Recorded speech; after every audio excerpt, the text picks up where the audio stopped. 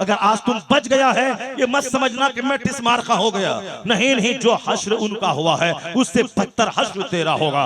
इसलिए अपने अपने घरों में कसरत से तिलावत करें, रोजाना रात को कभी कभी उठे, एक घंटा बैठकर 1000 बार दरूद पढ़े, इस कदर कुरान पढ़े, इस कदर दरूद पढ़े, इस कदर नमाज़े नफल पढ़े, फर्ज मस्जिद में पढ़े, नफल अपने घर में पढ़े, हर दीवार के कोने में दरूद पढ़े, हर पिलर को पकड़ के दरूद पढ़े, सजदे में रोते हुए दरूद पढ़े। मैं यकीन कह सकता हूं जहां सिनेमा देखा जाता है वो घर टूटेगा, जहां नाचा जाता है वो घर टूटेगा, जहां शराब पी जाती है वो घर टूटेगा, लेकिन जहां दरूद पढ़ा जाता है, जहां तिलावत की जाती है, जहां सजदा किया जाता है, वो घर टूटेगा नहीं, वो घर अमन का गहवारा बनेगा। और अगर मौत आ गई तो फिर आदमी सीधे मुस्तफा की शफाअत पाके जन्नतुल फिरदौस चला जाएगा।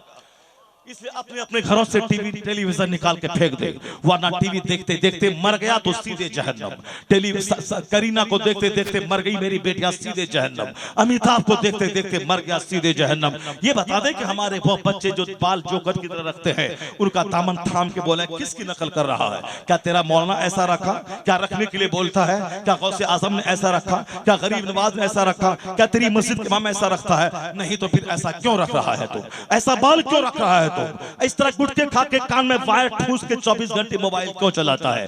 दिमाग खराब हो गया, पागल हो गया है। अगर अल्लाह तेरे कान को ले लेगा तो फिर तू कैसे सुनेगा? अल्लाह आंख ले लेगा तो कैसे तू देखेगा? इसीलिए अल्लाह ने आंख दी थी कि 24 घंटे औरतों को देखे, इसीलिए कान दिया था कि 24 घंटे गाना सुने, इसीलिए अल्लाह ने ताकत दी है बदन में ताकि हमेशा पाप करते रहे, इसीलिए अल्लाह ने ताकत दी थी कि फिल्म के नाचने वालों की पैरवी करते रहे। जिसकी पैरवी करके तू ऐसा हुलिया, ऐसा जोग्राफिया बनाया है, कभी तुमने देखा कि जिसको तुमने मॉडल माना है उसकी जिंदगी कैसे गुजर रही है, वो कैसे रह रहा है? सुशांत सिंह राजपूत करोड़ों के फ्लैट में रहने वाला, फिल्म में नाच गा के खूबसूरत एक्टर, वह फांसी के फंदे पे लटक गया क्योंकि नाचने में सुकून नहीं मिला, करोड़ों के बंगले में सुकून नहीं मिला, वो जिंदगी को उजाड़ देने ही में गनीमत समझा। वो लड़की जिसको देखकर मेरी बेटियां चुस्त लिबास पहनती है, जींस टी शर्ट पहनती है, सर से दुपट्टा को अलग आग लगा के साहब वो समाज में लड़कों की आंखों को खराब करने का जरिया बनती है। कभी यह सोच रही है कि रिलैक्स और एंजॉय करने के लिए जिसकी तू नकल कर रही है, कभी तुमने उसको देखा उसकी जिंदगी कैसे बसर हो रही है? वो उनकी लाशें सड़ गई बंबई के उनके फ्लैट में, जब लाश बदबूदार हो गई पुलिस वाले आए, दरवाजा तोड़ के देखा लाशें सड़ी हुई है। जिसकी नकल तुम कर रही है उसकी जिंदगी में तो आग लगी है, वहां गम है, वहां टेंशन है, वहां उलझन है, वहां नाकामियां है, वहां हसरतें हैं, आखिरकार जहर खा के जान दे दे रहा है। उसी की नकल करती है जिसकी जिंदगी में सुकून नहीं है, और उसी की नकल करती है जिसकी जिंदगी में आग लगी हुई है। तुमने दूर से देखा पर्दे में वो नाचता है, नाचती है, बड़ा अच्छा लगता है, और करीब जाके देख उसकी जिंदगी अजीरन है। जब वो मेकअप से हटकर सुबह सवेरे बिस्तर से जिस वक्त वो उठती है, उस वक्त का हकीकी चेहरा देख ले, घिन और नफरत पैदा हो जाएगी। उस वक्त एक आम औरतों से भी ज्यादा बदसूरत उनका चेहरा लगता है। 2-2 ढाई घंटे मेकअप में रहना, काले चेहरे को गोरा बनाना, नाक चिपटी है उसको लंबी बनाना, छोटी आंख को बड़ी बनाना, वो सब मेकअप का जलवा है। तब आके वो पर्दे पे नाचती है और तुमको लगता है कि ये कलर बड़ा फिट है, वही कलर का कपड़ा मुझको चाहिए, ये सैंडल बहुत फिट है, उसी को हमको पहनना चाहिए। ये सब टेक्सटाइल कंपनी वालों का कारनामा है, जो उस तरह के फ्री कपड़े, फ्री चप्पल, free coat, free blazer, free jacket सब उसको दे के पहनवा के पर्दे में जो चीजें नजर आती है वो लोग देखेंगे, वही खरीदेंगे, मेरा माल बिकेगा। वो तो सब माल का तमाशा है। वहां नाचना, वहां गाना, वहां रोना, वहां हंसना, प्यार मोहब्बत की कहानी करना, वो सब तमाशा है, ड्रामा है, वो एक्टिंग है। उसी की नकल तुम कर रही है, उसी की नकल तुम जैसा जोकर कर रहा है। नकल उसकी मत कर, समाज तबाह हो जाएगा। जब उसको सुकून नहीं मिला तो तुझको सुकून कहां से मिलेगा? लता मंगेशकर की करोड़ों फॉलोवर है, वो कहती है कि अब मैं मरना चाहती हूँ। जिसको शोहरत इज्जत इतनी के 1 दर्जन ज्यादा अवार्ड मिला उसको, पाल के अवार्ड, पद्म भूषण अवार्ड, भारत रत्न का अवार्ड, वह बुलबुले हिंद कहलाती थी, जो बंबई के करोड़ों के घर में रहे, करोड़ों की कार पे चले, पूरी दुनिया में जिसका जलवा हो, डायमंड, गोल्ड, सिल्वर, जौहरी जवाहरात से घर भरे हुए हैं। मगर वो कहती है कि जिंदगी में जो मैं ढूंढती थी नहीं मिला। क्या ढूंढती थी वो? शोहरत ऐसी के करोड़ों आदमी जाने, मकान बंबई में करोड़ों का घर, क्या चाहती थी? करोड़ों की कारें, क्या चाहती थी? प्रधानमंत्री जिनसे मिलने को जाए, जिसको पार्लियामेंट बुला के देशभक्ति के गीत जिससे सुने जाए, और क्या चाहिए? शोहरत, इज्जत, दौलत, लंबी लंबी उम्र, America, Europe, Holland, Mauritius, Norway, Canada सब घूमना, और क्या चाहिए। मगर वो कहती है कि जो चीज मैं ढूंढती थी नहीं मिला। वह सुकून कल्ब चाहती थी कि जिंदगी का मजा मिल जाए, सुकून मिल जाए, टेंशन फ्री जिंदगी हो। वो कहती है मेरे घर की दीवारें काटने दौड़ती है, मैं कितने अपने गाने सुनो, मैं कितनी फिल्में देखूं, अब मजा नहीं आ रहा जिंदगी का। जिस दिन पार्टी फंक्शन है लोग आते हैं, दो चार घंटे रहते हैं, मजा मिलता है, सब चले जाते हैं, दीवारें काटने दौड़ती, तन्हाई सताती है। वो कहती है कि I like to leave this world, मैं इस दुनिया को छोड़ना चाहती हूँ, जो चाहती थी नहीं मिला। शोहरत के आसमान पे बैठी, दौलतों के ढेर पे बैठी, मकबूलियत और शोहरत के ढेर पे बैठने वाली कहती जो चाहती थी नहीं मिला। चाहती थी का मतलब क्या है? सुकून दिल, सुकून कल्ब, जिंदगी का मजा, घबराहट, बेचैनी से नजात, जो आप तलाश करते हो, जिसकी नकल करके कि जिंदगी में मजा मिल जाए, शराब पिए मजा मिल जाए, नाचे कूदे मजा मिल जाए, बेटी की शादी में डांस करवाए मजा मिल जाए, और शादी महफिल जब खत्म होती उसके बाद आंसू, उसके बाद रोना, जब बेटी के मारने की खबर आती है तब, और बोला डांस करने वाले को और बुलाओ डीजे बजाने वाले को, खूब नाचो गाओ, हिंदुओं, काफिरों, मुशरिकों की पैरवी कर, खूब पानी की तरफ पैसा बहा शादी में, खूब नचवाया। मौलाना, मौलाना का काम है बोलना, कौन सुनता है मौलाना की बात? बोलने दो उसे, काम मत, शादी तो है, कोई जनाजा तो नहीं उठ रहा है, शादी है, बारात जा रही कि जनाजा जा रहा है। इस तरह के गंदे गंदे जुमले मुसलमान इस्तेमाल करते हैं। और कल जब जिंदगी में आग लगती है और जब कर्ज होता है तो फिर उस वक्त ये मौलाना से तावीज लेने जाते हैं, और जब निकाह टूटने के करीब होता है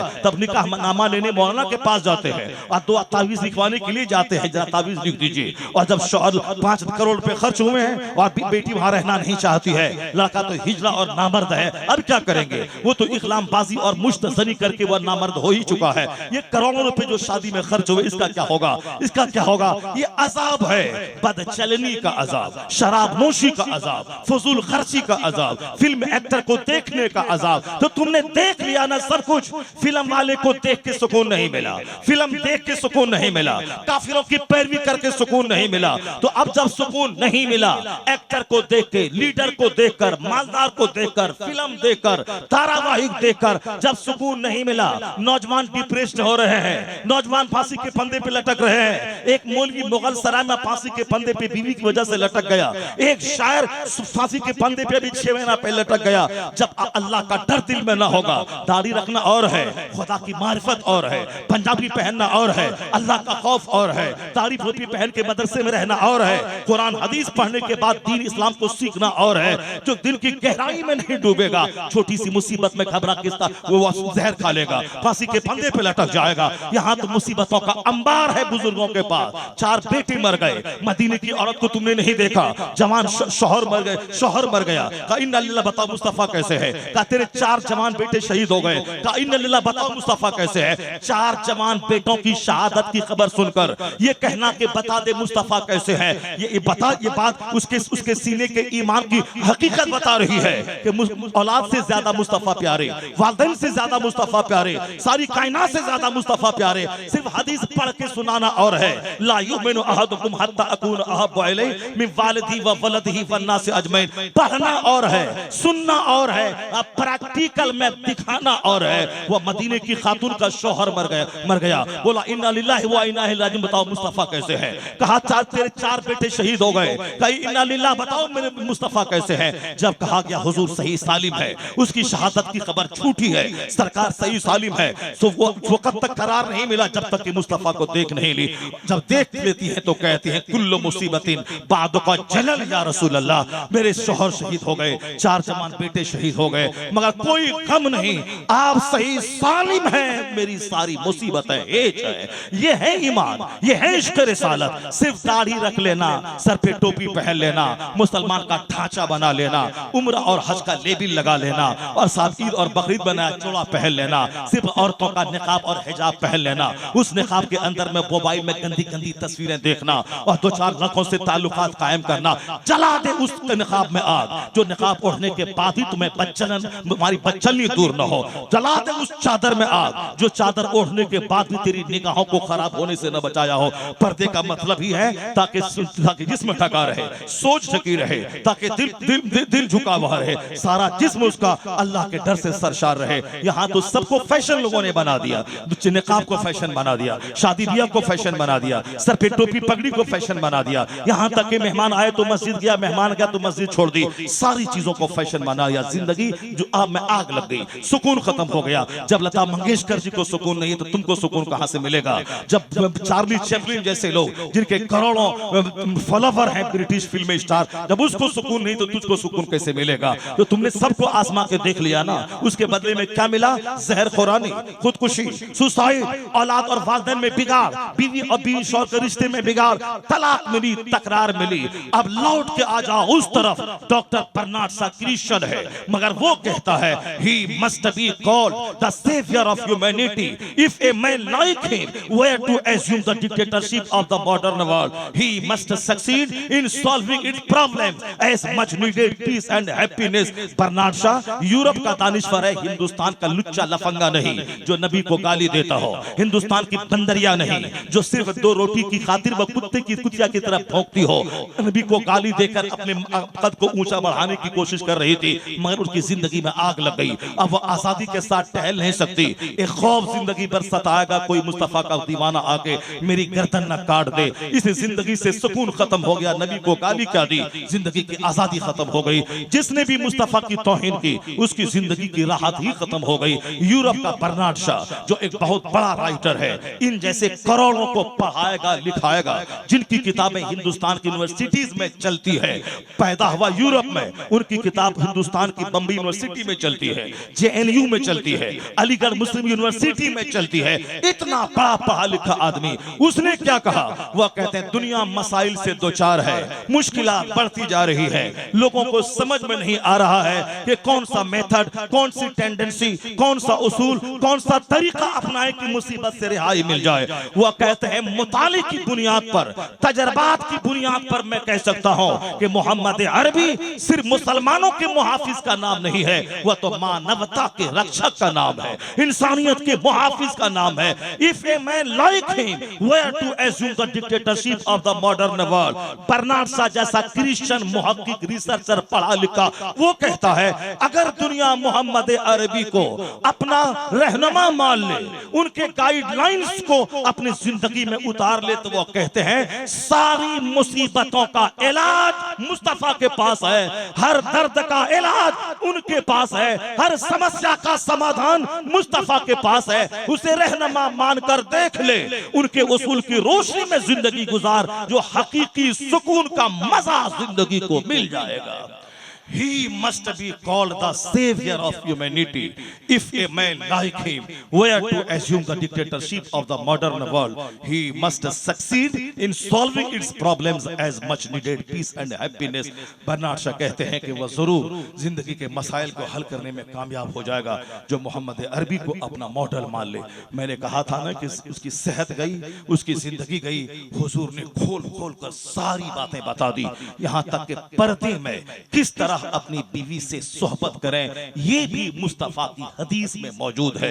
किस तरह नाकहुल यदे मलऊन मुस्तफा ने कहा, अपने हाथ से निकाह करने वाला उस पर लानत है। हाथ से निकाह करने वाले का मतलब जो अपने हाथ से मनी निकालता हो, हाथ से मुश्तजनी करता हो, जो हैंड प्रैक्टिस करता हो, इसको भी मिशकात शरीफ में आप देख सकते हैं। हदीस की किताबों में किस तरह कहा गया है कि हाथ से निकाह करने वाला मलून है, अल्लाह की लानत है उस पर। जिस पर अल्लाह के फरिश्तों की लानत हो, उसकी सेहत जाएगी, उसकी खुशी जाएगी। जब बीवी के काबिल नहीं रहेगा तो शादी के बाद उसकी बीवियां क्या करेंगी?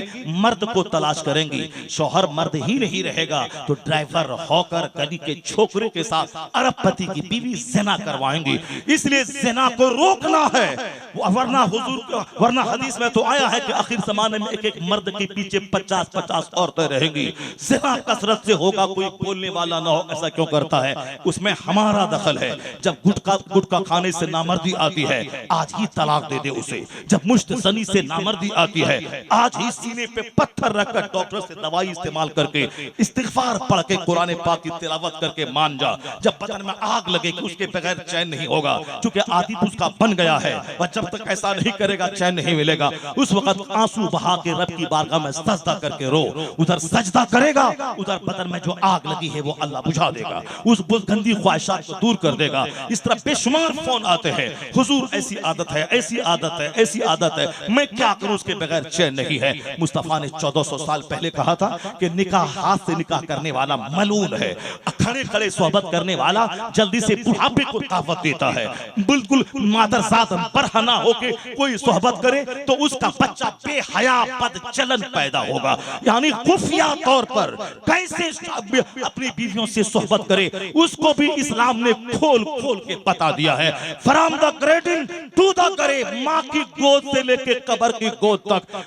आइंस्टाइन को पढ़ने वाला, गांधी नेहरू को पढ़ने वाला और अल्फ्रेड नोबेल को पढ़ने वाला, तू मजाक मौलवी का उड़ाता है, मजाक मदरसे का उड़ाता है, मजाक अपने आलिमों का उड़ाता है। किसकी पैरवी तू कर रहा है? आइंस्टाइन की, अल्फ्रेड नोबेल की, ऑटो हान की, विलियम शेक्सपियर की, न्यूटन की, अल्फ्रेड नोबेल की, जे.एल. बेयर्ड की, उनकी पैरवी कर रहा है। तुम नहीं जानता कि उन लोगों ने क्या बोला है। उसी का एक दानिश्वर कहता है, it must be owned that all the knowledge whether of physics और एस्ट्रोनॉमी और एस्ट्रोलॉजी और mathematics which flourished in Europe from the 10th century was originally derived from the Arabian schools, and the Spanish Saracen may be looked upon as the father of European philosophy।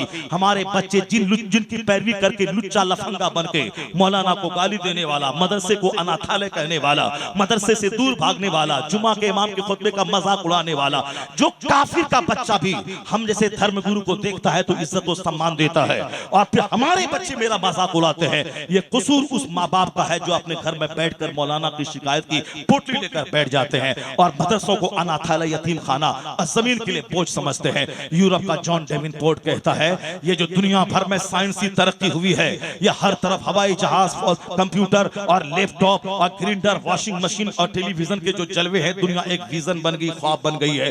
वो कहते हैं ये सारी तरक्कियां कहां से ली गई है? फिजिक्स, केमिस्ट्री, बायोलॉजी, इल्मे फल्कियात, इल्मे नुजूम से।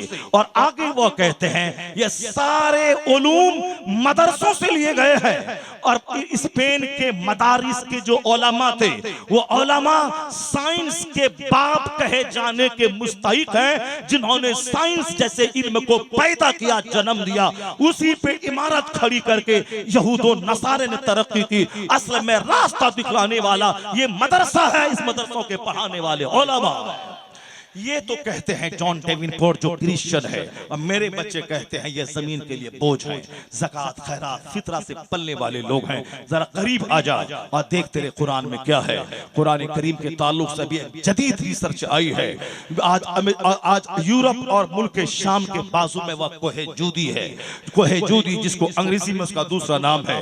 द टाइम्स ऑफ इंडिया में एक खबर आई है कि जब चाइना के सयाहों की एक जमात, यानी की एक जमात, जब उसको पहाड़ के ऊपर से वह उसका जहाज गुजरा, तो उन्होंने देखा कि एक बहुत ह्यूज कश्ती है, एक बहुत बड़ी कश्ती है जो एक बिल्कुल एक मकान और इमारत के समान है। उन्होंने फिर वापसी में हेलीकॉप्टर को उन्होंने रोककर उस कश्ती को कार्बन डेटिंग सिस्टम के जरिए उसकी जब तहकीक की तो पता चला इस कश्ती की उम्र 5000 साल है। चूंकि आजकल वो आसार कदीमा के माहिरीन के पास जो ऐसा एक शोबा है जिसके जरिए कार्बन डेटिंग सिस्टम से मालूम किया जाता है कितनी उम्र इसकी होगी।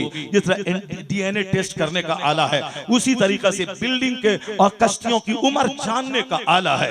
कार्बन डेटिंग सिस्टम के जरिए मालूम कि इस कश्ती की उम्र 5000 साल है, और यह कश्ती 5000 साल में सागवान की लकड़ी से बनी हुई कश्ती ये आज तक कैसे रही, वो बर्फ में ढकी हुई।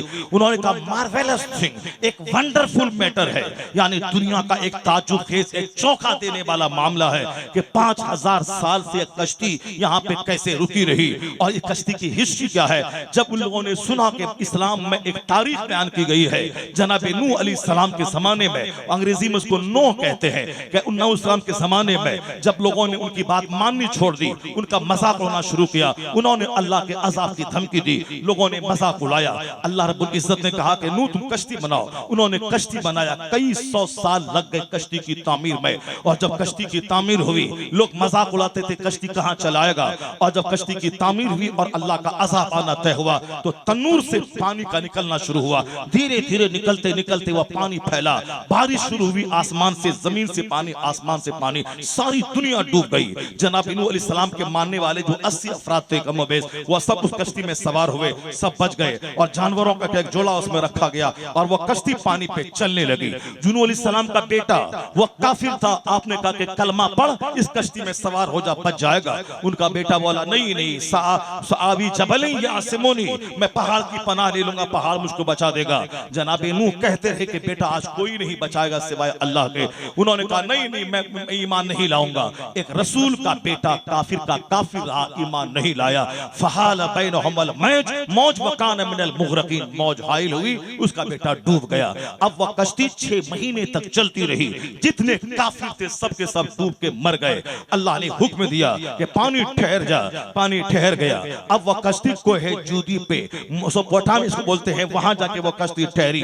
फिर वह लोग वहां से नीचे उतरे और 80 अफराद पर मुश्तमल छोटा सा गांव बसा, इसलिए उस बस्ती का नाम आज भी समानीन है, यानी 80 लोगों के अफराद पर मुश्तमल वह गांव। अब जनाब नूह अलैहिस्सलाम को आदम सानी बोला जाता है कि आदम अलैहिस्सलाम से आदमी फैले और जब दुनिया तबाह हो गई तो दोबारा फिर आदमी का सिलसिला जनाब नूह अलैहिस्सलाम से शुरू हुआ।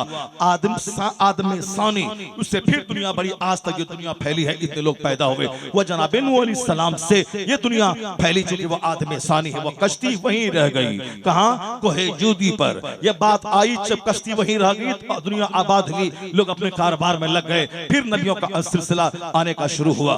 5000 साल के बाद उस कश्ती का पता अभी 15-20 साल पहले चीनी सयाहों की एक जमात ने लगाया। जब वो उस पहाड़ से गुजर रहे थे, बर्फ में ढकी हुई कश्ती को देखा और उन्होंने टेस्ट किया, तब पता कश्ती वही जनाब नूह अलैहिस्सलाम के ज़माने की कश्ती है।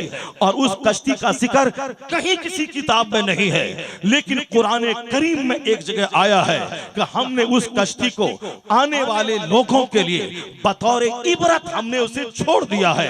वह तरक ना हो आयतन फिल आखिरीन, हमने आने वाले लोगों के लिए उस कश्ती को एक निशानी, अल्लाह की कुदरत की निशानी के तौर पर छोड़ दिया है। जब दानिश्वरों का करो कुरान में उस कश्ती नूह का चर्चा पढ़ता है तो सीना हिल के रह जाता है। कुरान इन किताबें इनकलाब है, किताबें हिदायत है। साइंस बढ़ती चली जाएगी, कुरान फहमी का मजाज बढ़ता जाएगा, कलमा पढ़ने वालों की तादाद में इजाफा होता चला जाएगा। इसलिए ये कहना कि मुसलमान का दौर बड़ा खतरनाक है, आने वाले दिन में इस्लाम बिल्कुल तंग और घुटा हुआ मजहब हो जाएगा, फॉल्स और गलत बात है।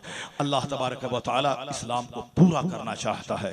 अल्लाह तबारक व तआला ऐसी ऐसी अलामतों और ऐसे ऐसे निशानियों को भेज रहा है, जिन निशानियों को पढ़ पढ़ करके हजारों घंटों की तकरीर से जो दिल हिलता ना हो, वो कुरान पाक की एक आयत का गहरा मुताला आदमी की सोच बदल देता है। आज जरूरत है कि दूसरों की किताबों को पढ़ने के बजाय कुरान पढ़ा जाए और सिर्फ कुरान पाक रट कर हाफिज न बना जाए, बल्कि कुरान पाक को समझ कर पढ़ा जाए। ये जो कहा जाता है कि कुरान पाक जो रटा उसके माँ बाप को ताज पहनाया जाएगा, गलत। हदीस में आया है मन कर अल कुरान वो अमेला बेमाफी, जिसने कुरान पढ़ा उस पर अमल किया, फअहल्ला हलालहु व हर्रमा हरामहु, जिसने कुरान के हलाल को हलाल समझा, कुरान ने जिसको हराम कहा है हराम जाना, उनके माँ बाप को इज्जत का ताज पहनाया जाएगा। इसे सिर्फ कुरान पाक रट लेना कमाल नहीं है। The Quran has been revealed to read it, to understand it, to consider in it, to act upon it. कुरान इसलिए नाजिल हुआ है कुरान पाक को पढ़ा जाए, उसके मानी में गौर किया जाए, कुरान पाक की हिदायत को अपनी जिंदगी में उतारे जाए, फिर उस कुरान पाक के निजाम को समाज में लेके फैला जाए। इसलिए मुस्तफा ने कहा इस किताब के जरिए बाज लोगों को बुलंद कर देता है, बाज लोगों को पस्त कर देता है। आज भी गरीब घर का बच्चा आलिम बन के जब कुरान समझाता है जुमा के दिन मेंबर से, तो लायर नीचे, एडवोकेट नीचे, डीएम नीचे, एसपी नीचे, 1000 बीघा जमीन का जोतने वाला जमींदार नीचे, और मजदूर का बेटा आलिम कुरान समझाने वाला मेंबर पे रहता है। ऐसा लगता है कि एक बादशाह है जो रियाया को ललकार रहा है, एक जनरल है जो फौज को जिहाद के लिए उकसा रहा है। यह है इज्जत, कुरान पढ़ना, कुरान समझना। रटा हाफिज बन गए कुछ भी नहीं मिलेगा। कुरान पाक पढ़ने का सवाब मिलेगा, मगर वो जो फजीलतें हैं कि खानदान के 10 लोगों को जहन्नमियों को बख्शवा की जन्नत ले जाएगा, वह उसके लिए है जो अहल्ला हलाल हो वह हर्रमा हराम हो। उसके लिए अगर हर हाफिज पहले आलिम बने, अगर आलिम नहीं बन पाता है तो बस मुताला के लिए 1 घंटे का टाइम निकाले रोजाना फजर के बाद, कन्जुल ईमान आला हजरत का मुताले में रखे, और एक तरफ से थ्रूली सूरे फातिहा से लेकर क्लोज मेरे बिनास तक पूरे कुरान का उर्दू तर्जमा पढ़ ले, और हाशिये में जो तफसीर है खजाइन इरफान उसको पढ़ ले, चाहे 10 साल या 5 साल जितना लगे, 1 घंटे का टाइम निकाल कर, फिर किसी हद तक उसको यह फजीलत मिलेगी कुरान फहमी की। वो कुरान पाक को रटा भी और कुरान पाक को समझा भी, फिर उनके माँ बाप को इज्जत का ताज वहां मिलेगा, दुनिया में इज्जतों का ताज यहाँ पहनाया जाएगा।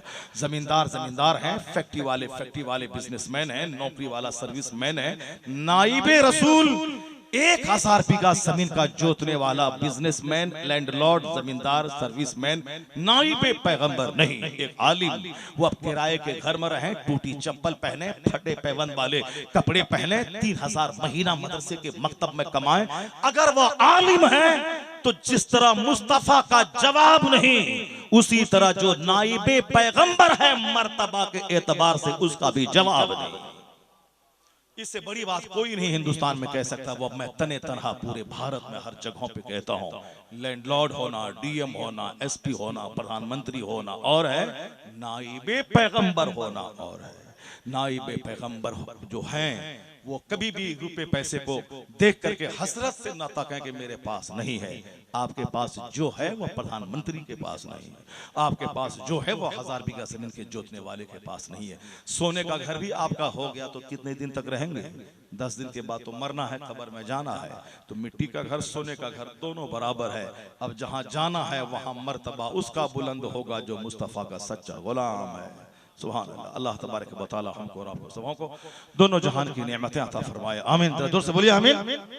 क्या हमने आपका 2 घंटे तक टाइम बर्बाद किया? क्या आपका नहीं किया ना? अभी 2 घंटा तो और बोलने का मन कर रहा था, क्या करें?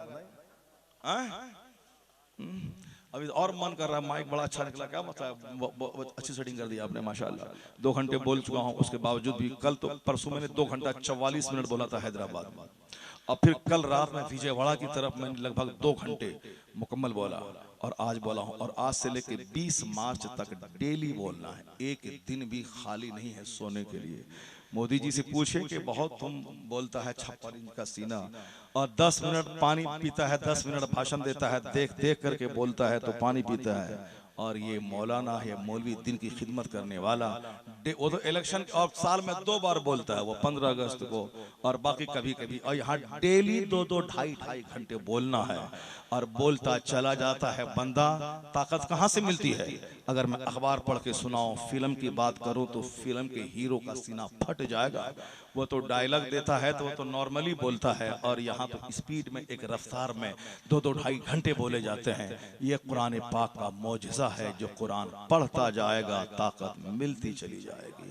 तो आप भी कुरान पढ़ के देखें, रोजाना पढ़ के देखें, कुरान पाक समझ के देखें। अपनी बीवी को सीधा रखने का सारा डंडा आपने आजमा लिया, मार धार तलाक की धमकी, मैके भेज देना, अपना दिल्ली भाग जाना, नहीं सीधी हुई, नहीं सीधी होगी। एक ही डंडा है कुरान का, उसको दे दे। सुबह सवेरे सूरे बकरा पढ़, रात में सूरे मुल्क पढ़, जुमा के दिन सूरे कहफ पढ़, रात में सूरे यासीन पढ़। अगर ये पढ़ने लगी तो जो काम मार धार से नहीं निकलेगा वो तिलावत कुरान की बरकतों से निकल जाएगा। इसलिए अपनी बीवी के हाथ में रिमोट टेलीविजन देख लिया, बिगड़ती चली गई। तुम क्या देगा जो मेरा भाई दिया है, तुम क्या देगा जो फला अपनी बीवी को दिया है। 1 खरब रुपए का जेवर दे दें फिर भी तुम कुछ नहीं दिया। इसीलिए नहीं दिया कि तुमने टेलीविजन दिया, शरीयत नहीं दिया। सुन्नत सिखा दे, शरीयत सिखा दे। जहां उसमें पाकीज़गी पैदा हुई तो फिर तो बोलेगा जो तुम दिया है वो ना मेरा भाई दिया है ना मेरा बाप दिया है। सीधा रखने का आसान तरीका है सुन्नत और शरीयत। अपने बच्चों को भी सीधा रखने का सुन्नत और शरीयत। समाज को सीधा रखने का एक रास्ता है सुन्नत और शरीयत। वरना दौलत बढ़ती जाएगी, घमंड बढ़ता जाएगा। जब घमंड बढ़ेगा तो दूसरों को नीचा दिखलाने, गाली देने, मारने, केस में फंसाने, नाम बिगाड़ के बोलने। चूंकि दौलत का मजाज है कि मैं बड़ा, और मैं बड़ा वही हुआ जब तब तक दूसरों को नीचा नहीं दिखलाए उस वक्त तक वो बड़ा नहीं हो सकता। तो दूसरों को नीचा दिखलाएगा, उसमें दुश्मनी पैदा होगी, उसको मौका मिलेगा, इसको पकड़ के धो देगा। इस एक रास्ता है सुन्नत का, शरीयत का। इसलिए आला हजरत ने कहा सबको देख लिया ना, अब मुस्तफा को देख ले। बोल उन्हें जाना, उन्हें माना, न रखा गैर से काम, लिल्लाहिल हम्द में दुनिया से मुसलमान गया। अल्लाह तबारक व तआला हमको आप सबों को आकाए दो जहां की सच्ची गुलामी की तौफीक अता फरमाए। आमीन व आखिरु दअवाना अल्हम्दुलिल्लाह। सभी लोग करीब आ जाएं, सभी लोग करीब आ जाएं, दस्तारबंदी होनी है। सभी लोग दौड़ के आए, तेजी से आए, दौड़िए आप लोग, करीब आइए, ज़ियारत कीजिए मुफ्ती साहब क़िबला की, खलीफा अजीज़ मिल्लत की, खलीफा अमीन मिल्लत की। दौड़ के आए, सभी लोग करीब आए। माशाअल्लाह।